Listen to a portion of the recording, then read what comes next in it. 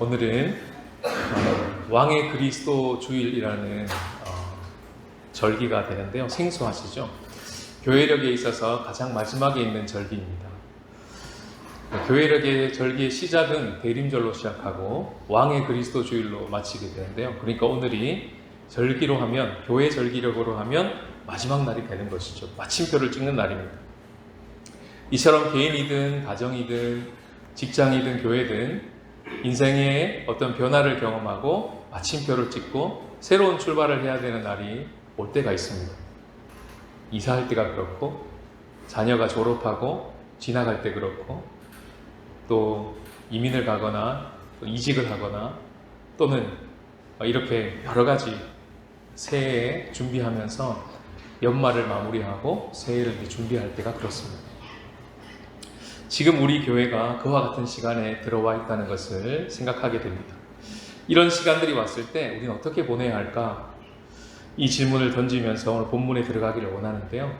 오늘 본문 말씀에는 예수님이 3년간의 공생애를 하시면서 그 마지막에 3년의 모든 사역을 이제 마무리하시면서 이제 앞으로 일주일의 하이라이트가 되는 마지막 예루살렘으로 올라가는 일주일만 딱 남겨놓은 채 예수님이 성전에서 내려오셔서 피정하시고 쉬고 계시고 머물러 계시는 그런 물러나 계시는 예수님의 모습을 보게 되는 것입니다.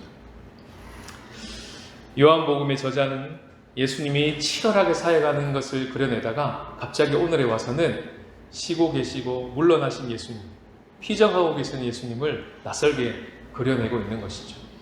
피정이라는 말도 낯설시죠. 피는 피하다는 말이고 정은 고요한 곳으로 피한다는 것입니다. 영어로 말하면 리트릿입니다. 분주하고 바쁜 일상을 잠시 물러나 고요한 곳으로 나아감, 이게 이제 피정이죠. 예수님의 동선을 요한복음에서 주목하고 있습니다. 예수님이 처음 사역하셨던 그 사역을 처음 시작하셨던 곳으로 물러났다고 오늘 본문은 이야기를 하고 있는데요. 이것이 바로 요한복음에만 나오는 아주 독특한 장면입니다. 본문 40절을 다 같이 한번 읽어보겠습니다. 시작. 다시 요단강 저편 요한이 처음으로 세례 베풀던 곳으로 가사 거기 거하시니. 오늘 본문은요, 예수님이 어디에 가서 피정하셨는지를 먼저 알려주고요. 그리고는 그 피정하는 장소에 많은 사람이 찾아와서 어떻게 반응했는지를 우리 가운데 담백하게 알려주고 있습니다. 그 두 가지만 나옵니다. 이 본문을 통해서 오늘 우리 공동체 주시는 하나님의 메시지가 무엇인지를 같이 경청하기를 원합니다. 첫 번째 메시지는요, 우리 다 같이 읽겠습니다. 시작. 거기에서 피정의 시간을 가지라. 예수님은 매일의 루틴 가운데 피정의 시간이 있으셨습니다. 습관을 따라서 한적한 곳으로 늘 가곤 하셨는데요. 마가복음에 보시면 새벽 아직도 밝기 전에 예수께서 일어나 나가 한적한 곳으로 가사 거기서 기도하시더니, 이런 말씀들이 곳곳에 나옵니다. 그 말은 거꾸로 말하면 예수님의 일상이 결코 한적하지 않았다는 것입니다. 굉장히 바쁘셨다는 겁니다. 그래서 더 의도적으로 한적한 곳으로 나갔다는 것을 알게 됩니다. 굉장히 치열하게 사신 것이죠, 예수님께서. 예수를 따라다니는 제자들도 그랬습니다. 마가복음 6장 31절을 다 같이 한번 읽어보겠습니다. 시작. 너희는 따로 한적한 곳에 가서 잠깐 쉬어라 하시니 이는 오고 가는 사람이 많아 음식 먹을 겨를도 없음이라. 제자들 너무 불쌍해요. 음식 먹을 겨를도 없었대요. 그럼 예수님 좀 오래 쉬어라 이러시면 좋을 것 같은데 뭐라고 그러십니까? 잠깐 쉬어래요. 제자들의 삶이 예수님의 삶과 같이 얼마나 치열했을지를 상상하게 하는 대목입니다. 오늘 요한복음 예수님의 모습도요, 절기에 맞춰서 예수님이 예루살렘을 오르락 내리락 하기를 무려 요한복음 전체에서 오늘 본문까지 3번을 하십니다.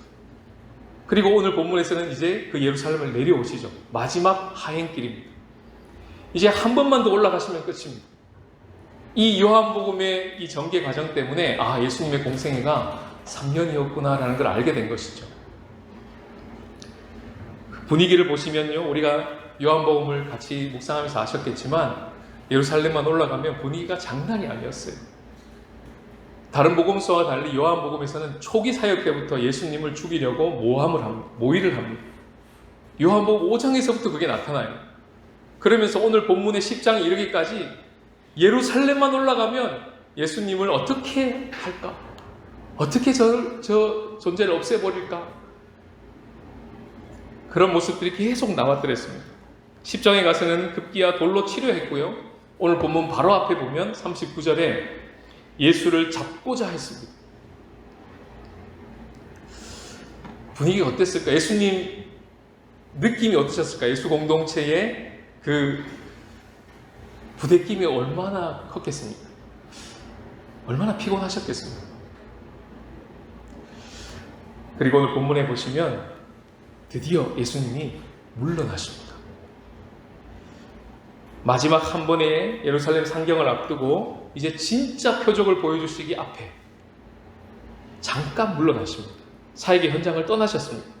어디로 가셨는지 40절에 다시 한번 볼까요? 다시 요단강 저편 요한이 처음으로 세례 베풀던 곳에 가사 거기 거하시니, 이렇게 되어 있습니다. 여기서 가사라고 하는 이 단어는요, 그냥 걸어갔다는 게 아니고 리카야시죠. 떠나갔다는 거예요.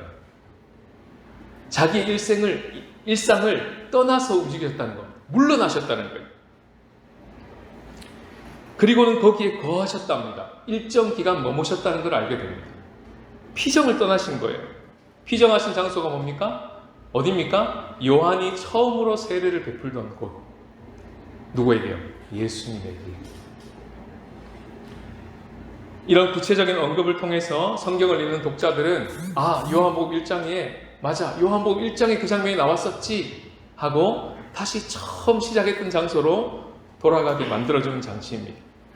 1장 28절 이런 말씀이 있습니다. 다 같이 읽어볼까요? 시작. 이 일은 요한이 세례 베풀던 곳 요단강 건너편 베다니에서 일어난 일이니라. 예수님은 베다니로 피정을 떠나셨던 것입니다.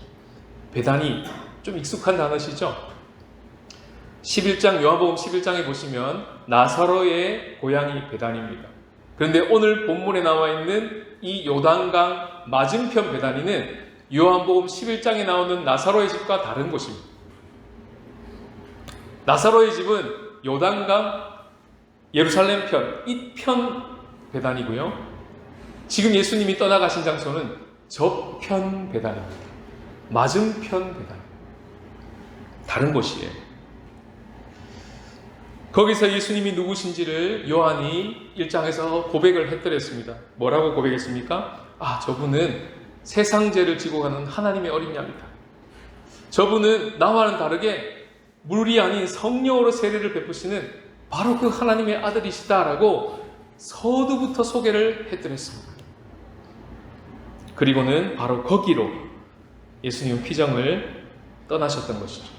이 말씀을 묵상하면서 주님이 우리 가운데, 오늘 이 공동체 가운데 주님과 함께 이 피정을 누리라고 하시는구나, 이 피정의 장소로 나오라고 주님께서 초대하시는구나, 이렇게 묵상을 하게 된 것입니다. 물러나 쉬는 자리, 거기서 피정을 가지라, 이렇게 우리들에게 말씀하고 계십니다. 거기서 무엇을 합니까? 예수님이 누구신지를 주목하고요, 그리고 예수님이 우리를 위해서 무슨 일을 하셨는지를 생각하고 지금도 무슨 일을 하고 계신지를 믿음으로 취하는, 그러면서 쉬는 그런 묵상의 자리가 바로 베다니와 같은 쉼의 자리인 것이죠. 우리가 여기 모여서 예배의 장소에서 그와 같이 쉬고 있습니다. 오늘 본문의 거기라고 하는 거기가 여기입니다. 매일 한적한 곳에 나가서 주님 품에 안기고 계시는 말씀 묵상의 자리가 있으십니까? 기도의 자리가 있으십니까? 그곳이 바로 거기입니다. 오늘 본문의 거기예요. 1년에 한두 번씩 특별하게 주어지는 휴가의 자리가 있지 않습니까? 거기입니다. 그리고 12월 둘째 주에 아까 기도해 주셨지만, 기도해 주신 것과 같이 다 함께 리트릿을 떠나게 되는 그 자리가 오늘 주님께서 초대하시는 자리인 것이죠. 임직식을 마치고 저도 담임 목사로 취임하고 또 우리 권사님들 이렇게 취임하고 그러면서 정말 황홀한 시간을 지나왔습니다. 그러면 어떻겠습니까? 마음이 달려가자 이런 마음이 들지 않아요? 헌신하자 이런 느낌이 들지 않습니까? 말씀을 묵상하는데요, 뜬금없이 주님이 쉬어라 이러시는 거예요. 달려가야 될 것 같은데, 열심히 사역하고 달려가야 될 것 같은데 오늘 말씀에 탁 머무는데 피정의 시간을 가지라 그러시는 것 같아요. 그래서 제일 먼저 결정한 게 뭐냐면 화요 모임을 휴강하자, 쉬자 이렇게 한 거예요. 누가 제일 좋아했을까요? 누군가가 엄청 좋아했어요. 복음이다.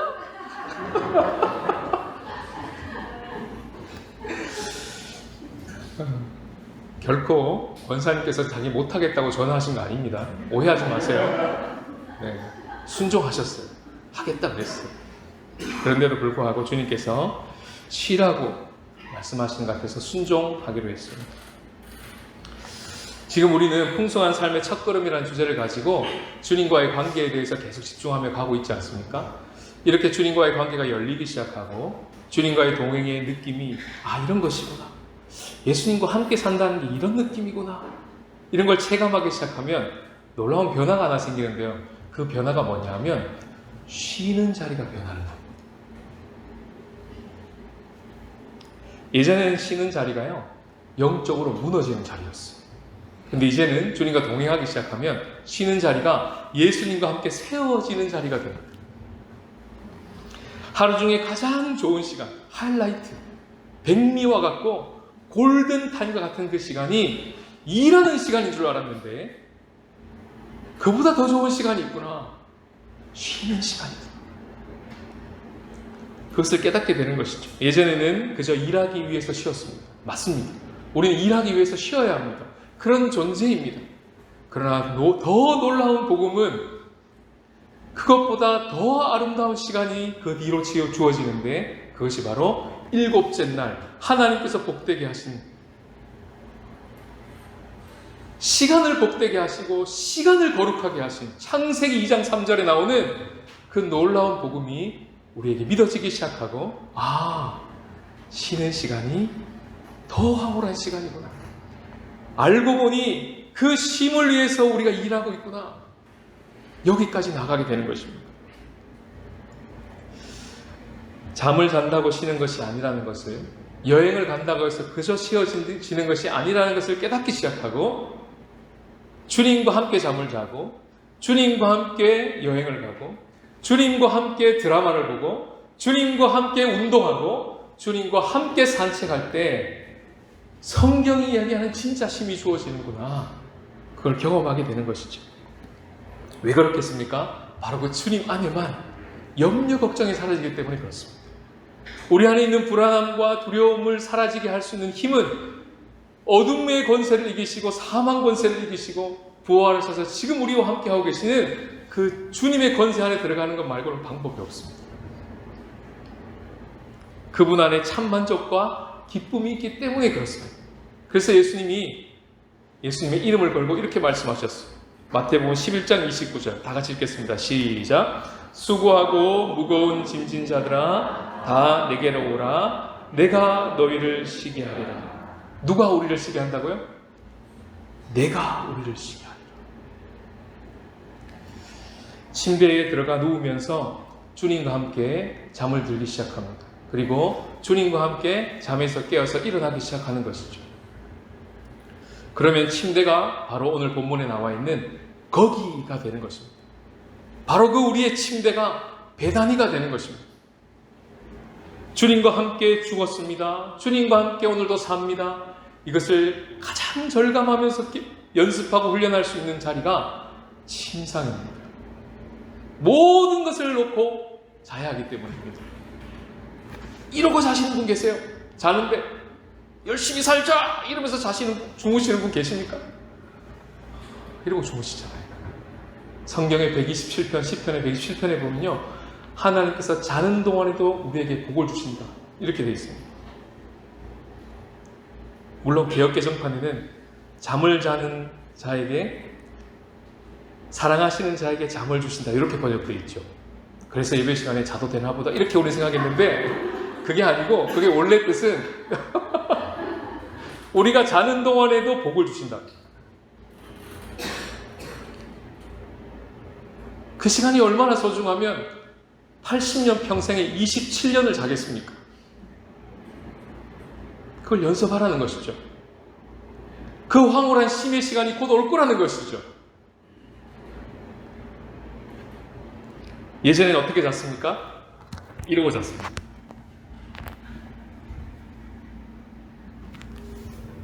이러고 잤어요. 잠이 오니까 어떨 때는 이러면서 잤어요. 정말 그러고 잤습니다. 피곤할 때까지, 눈이 빨갈 때까지 쇼폼을 보고 계속 올리고 언제 한 시간이 갔는지 몰라요. 그러고 잠들어요. 일어날 때 제일 먼저 잡는 게 뭡니까? 이거 잡습니다. 그런데 이제는 어떻게 됩니까? 예수님을 바라보면서 잠이 됩니다. 주님 하고 잡니다. 일어날 때 주님이 일어났습니다. 주님 안에 있습니다. 오늘도 주님 안에서 받아들여진 자입니다. 새로운 가족 공동체 안에 속해 있습니다. 주님이 나와 함께 하십니다. 이러고 일어나는 거예요. 그럼 어떻게 됩니까? 바로 그 침상이 거기가 됩니다. 배단위가 되는 겁니다. 예전에는 그냥 산책했습니다. 건강을 위해서. 근데 이제는 영육간의 강건함을 위해서 산책하는 법을 알게 됩니다. 처음에는 내가 생각하는 것 같습니다. 근데 생각의 주체가 바뀝니다. 생각의 파트너가 나에서 주님으로 바뀝니다. 주님과 함께 생각한다는 것이 무엇인지를 깨닫기 시작합니다. 그 어떤 임계점이 있어요. 성화된 생각이 계시의 통로라는 것을 깨닫게 됩니다. 우리는 무엇으로 하나님의 음성을 듣는다고 했습니까? 이걸 마음의 생각으로 하나님의 음성을 듣기 때문에 이게 너무 중요하다는 걸 깨닫기 시작합니다. 그리고 산책하면서 주님과 두런 대화하고 물어보고 기다려보고 걸어보고 뭔가 하는 순간을 맞이하게 되고 이런 것을 경험하기 시작하는 것이죠. 저는 설교 준비가 잘 안 될 때 걷습니다. 그래도 잘 안 풀리면 뜁니다. 참 신기하죠? 런닝머신에서 막 뛰면요 영감이 막 솟아요. 걸으면 뭔가 이렇게 열리는 것 같아요. 저의 습관입니다. 그러면 그 산책로가 거기가 되는 거예요. 그 산책로가 바로 배단위가 되는 것입니다. 일상을 떠나서 여행을 다녀오거나 휴가를 다녀오게 될 때 영적으로 충만해져서 오게 됩니다. 예전에는 수련회를 갔다 오면 간증을 했습니다. 이제는요 한국 갔다 오면 간증합니다. 이제는 여행 갔다 오면 간증합니다. 집사님 우리 이런 일이 있었어요. 주님 정말 좋은 분이야. 한국 갔다 왔는데요 목사님 하나님 정말 좋은 분이세요. 이런 얘기를 해요. 여행지가 거기가 되는 것입니다. 배단위가 되는 것입니다. 오늘 요한복음에 보시면 요한 사도가 아주 세밀하게 장소를 그려놨는데요. 마치 영화의 한 장면을 보는 것 같아요. 정말 그럴 것 같아요. 영화는 한 장면도 허투루 들어가는 씬이 없습니다. 왜일까요? 돈이 너무너무 많이 들거든요. 그 한 씬을 넣기 위해서 어마어마한 재정이 투자됐거든요. 한 단어 한 씬도 그냥 들어간 게 없어요. 반드시 의도가 있고 반드시 대본이 있습니다. 작가의 의도가 반드시 있습니다. 요한복음은요 똑같습니다. 엄청난 돈이 들거든요. 이 양피지에 이걸 기록하기 위해서 오늘날로 정말 수억이 들거든요. 그러니까 단어 하나도 문장 하나도 이 자리에 이것을 배치하는 것도 허투루 들어간 구조가 하나도 없다는 거예요. 요한복음 1장에서 10장 전체를 읽는데 크게 장소가 두 가지로 딱 나눠집니다. 이렇게 하나는 예루살렘이 쫙 나오고요, 하나는 예루살렘 밖에 지방 지역들이 쫙 나옵니다. 그게 1장부터 10장까지 전체를 커버합니다. 근데 신기하게 딱 쪼갈려져요. 어떻게 해요? 예루살렘만 가시면 예수님께서 그들에게서 오는 반응은 전부 다 불신앙이에요. 전부 다 오해입니다. 그리고 요한복음 한번 읽어보세요. 참 신기해요. 그리고 예수님이 하행하시고 내려오십니다. 시골길로, 갈릴리로, 사마리아로, 유대로, 베다니로. 그러면 놀랍게도 분위기가 싹 바뀌어요. 예수님을 향한 신앙의 응답이 나타납니다. 예수님을 이해하고 반응하는 자들이 나타납니다. 이 두 가지가 쫙 갈립니다. 두 가지 장소 정확하게. 왜 이렇게 구조화해 놨을까요? 왜 요한이 이렇게 썼을까요? 그냥 쓰다 보니까 이렇게 배치된 걸까요? 아니죠. 의도가 있어요. 그것은 바로 예루살렘이 성지가 아니라 우리의 일상이 성지다 이런 뜻입니다. 비행기를 타고 예루살렘을 가야 성지가 아니다. 비행기를 타고 그 유명한 요르단, 오늘 요단이 그 요르단이잖아요. 요르단에 있는 그 세례터의 베다니에 가야 성지가 아니다. 물론 거기도 성지죠. 가고 싶어요. 못 가봤어요. 그런데 오늘 이 본문 요한복음의 메시지는 우리가 두 발 딛고 있는 그 신주 땅이, 그 주베이 땅이, 그 주난 땅이 빠뜨릴 뻔했어요. 주난도 계십니다. 혹시 또 빠뜨린 데가 있나요? 타이페이에서 오시는 분 계세요. 그 땅이 성지가 된다는 메시지예요. 이것이 가능한 이유가 뭐겠습니까? 주님이 이미 부활하신 주님. 오늘 본문은 아직 부활 안 하셨고 십자가도 안 지셨지만 우리는 그 본문을 볼 때 이미 십자가를 지시고 부활하셔서 오늘 절기 그대로 왕이 되신 그리스도가 오늘 본문 그대로 물러나 우리의 거기에 미리 가 계시기 때문에 그렇습니다. 우리의 천박하게 짝이 없는 너무나 평범해서 늘 반복하는 그 배단이, 그 침대 위, 그 산책로, 그 일터, 그 책상이 그 예배당. 우리가 걷는 그 모든 길에 주님이 이미 와서 함께 거하시니 이렇게 읽어지는 본문이에요. 그래서 가능하다는 것입니다. 여러분 집에 아내가 있고 자녀가 있다는 것을 당연히 믿으시겠죠. 퇴근하고 돌아왔는데 당연히 믿으시죠. 그러면 어떤 일이 벌어집니까? 그게 정말 나의 믿음이면 부르게 되어 있어요. 퇴근 딱 하고 문을 열고 어떻게 해요? 여보 불러요. 라오나 불러요. 지민아 부른다니까요.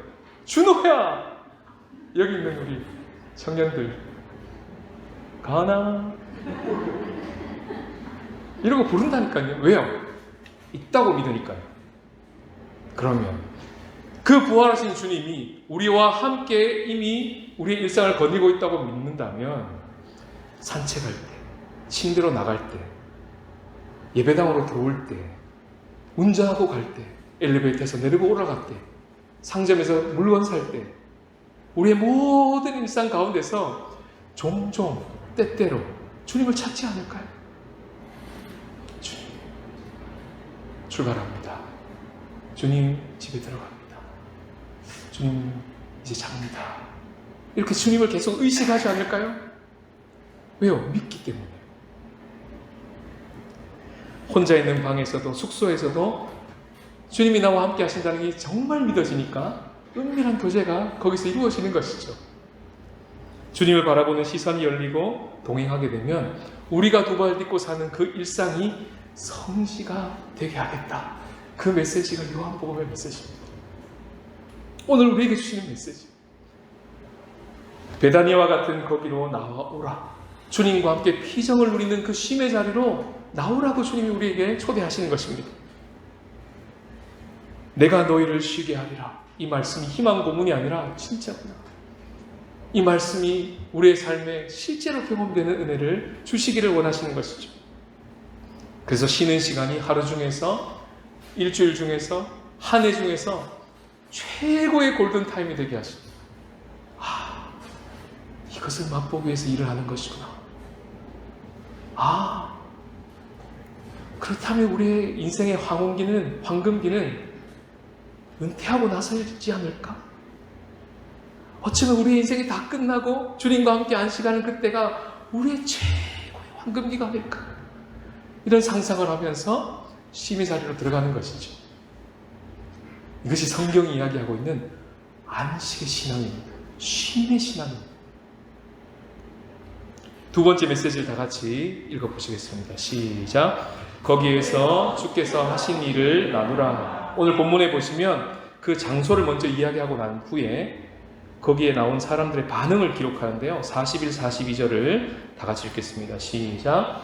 많은 사람이 왔다가 말하되 요한은 아무 표적도 행하지 아니하였으나 요한이 이 사람을 가리켜 말하는 것은 다 참이라 하더라.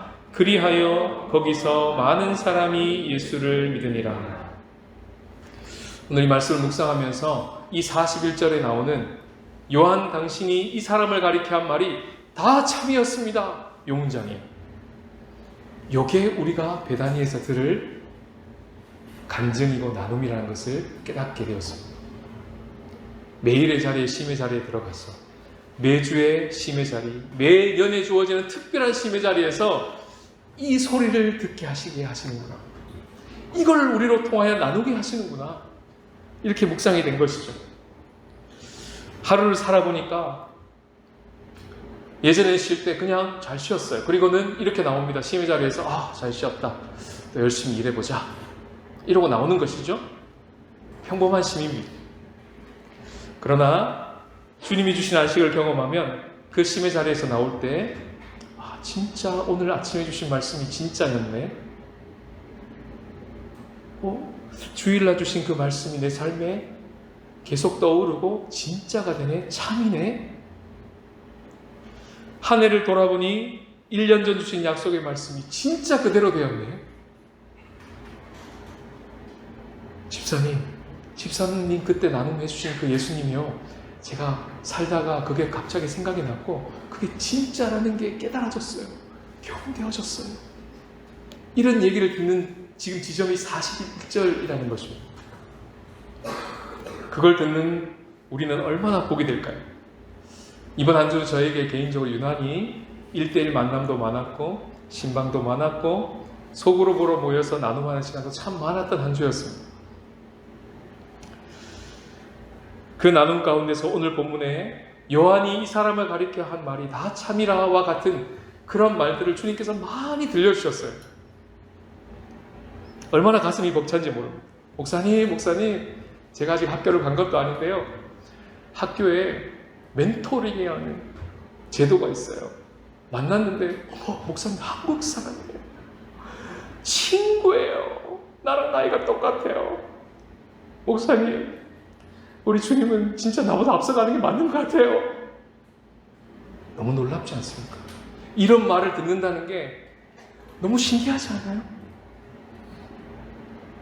지어낸 말이 아닙니다. 진짜 들은 거예요. 목사님 여기 와서 이사가 계약이 파기가 돼가지고 얼마나 실망했는지 몰라요. 근데 그게 은혜였어요. 다시 구한 집이 이렇게 좋은 줄 몰랐어요. 너무 감사해요. 목사님 대만에 와서 다시 신앙생활 하기로 했습니다. 목사님 저에게 주님께서 계속 가난한 마음을 주세요. 은혜와 긍휼을 오늘 제 삶에 적용하려고 하니까 먼저 눈물부터 납니다. 더 쓰다가 못 썼어요. 이번 한 주 성도님들을 통해서 들려주신 나눔입니다. 이게 10장 41절이구나 깨달은 거예요. 이런 나눔을 듣고 살아야 목사가 삽니다. 그렇지 않으면 목사 죽어요. 반대로도 마찬가지입니다. 이런 나눔을 목사님을 통해서 우리의 이웃의 성도님들을 통해서 들어야 우리 성도님들이 삽니다. 얼마나 복되겠습니까? 이런 얘기들을 자녀들의 입에서 듣는다면, 이런 얘기들을 부모님의 입에서 듣는다면 얼마나 복되겠습니까? 베다니가 그런 곳이죠. 하나님이 우리를 위해서 하신 일을 듣는 곳, 그리고 그것을 나누게 되는 곳, 그래서 말씀하신 것이 참이었다고 얘기할 수 있고 들을 수 있는 그곳, 그것이 우리의 배단위가 되는 것이죠. 42절에 보시면 거기라는 단어가 한 번 더 나오죠. 거기서 많은 사람이 믿었더라. 오늘 우리가 늘 응답의 찬양으로 부르는 우리의 나눔을 통해서 어떻게 됩니까? 꺼져가는 형제가 다시 일으켜지리라. 이게 42절이에요. 그 이야기를 듣고 요한이 하는 그 나눔을 듣고 그 예수님이 참이라는 것을 깨닫고 많은 사람이 거기서 예수님을 믿으니라. 꺼져가는 형제가 일어나는 거예요.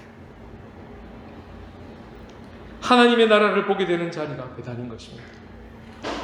우리가 매주 마음으로 드리는 예배를 순서에 넣어서 지금 이제 실험하고 있는 거예요. 어떤지.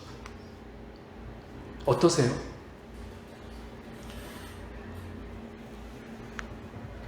지난주에 주신 말씀과 그 은혜가 어떤 것인지 성도님들의 나눔을 통해서 다시 파도처럼 밀려올 수 있도록 주님께서 그 나눔을 듣게 하시는 자리로 마련되었다고 생각합니다. 배단위가 되는 것이죠. 이 예배 처소가. 부부끼리 그런 나눔이 가능해진다.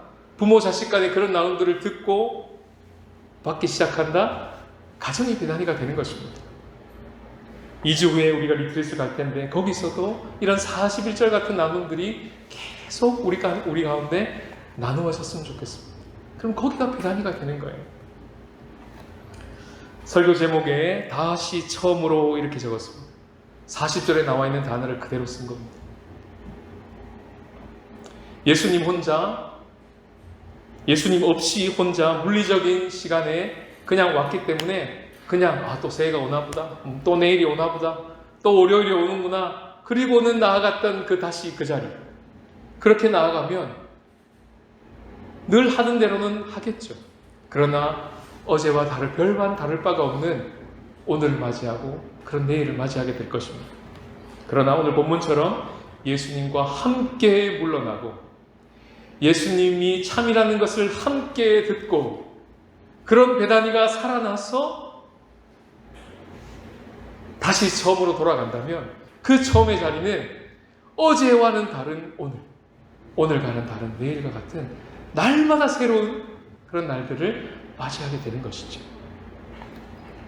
그것이 가능한 이유가 주님께서 이미 우리의 모든 과정을 지나가시면서 십자가와 부활, 그 위에 승천, 하늘에서 보좌에 올라 온 만민의 왕이 되신 그날을 기념하는 오늘과 같이 그 일을 이미 다 이루시고 우리 일상 가운데 함께 거하신다는 이 놀라운 복음이에요. 그걸 믿을 때 우리가 이어서 부를 이 찬양의 가사는 우리에게 실제가 될 겁니다. 가사에 이런 가사가 나옵니다. 지침과 무기력함, 허무함과 부대낌이 있는 그 힘의 자리가 이제는 선한 힘의 능력에 사로잡혀서 감싸이는 자리가 되고 놀라운 평화를 누리는 자리가 될 것입니다. 혼자 걷지 않고 함께 걸으면서요 새해를 맞이하게 되는 은혜를 누리게 하실 것입니다. 배단이라는 일상에 나아가서 믿음으로 새해를 기대하는 그런 은혜를 우리 가운데 주실 것입니다. 그러면서 새해를 맞이하고 그러면서 새 하루와 새 한 주를 맞이하기 때문에 어제와는 다르고 작년과는 다른 날마다 새로운 하루, 그런 하루를 맞이하게 하실 것입니다. 이것이 오늘 우리 가운데 주시는 배단위의 은혜입니다. 피정하신 예수님의 모습 우리 가운데 보여주시면서 우리를 그 자리로 초대하십니다. 나오라, 나와 함께 쉼을 누리지. 잠깐 쉬자. 이렇게 말씀하십니다. 길게 쉬었으면 좋겠는데 쉬어보세요. 저 길게 쉬어봤거든요.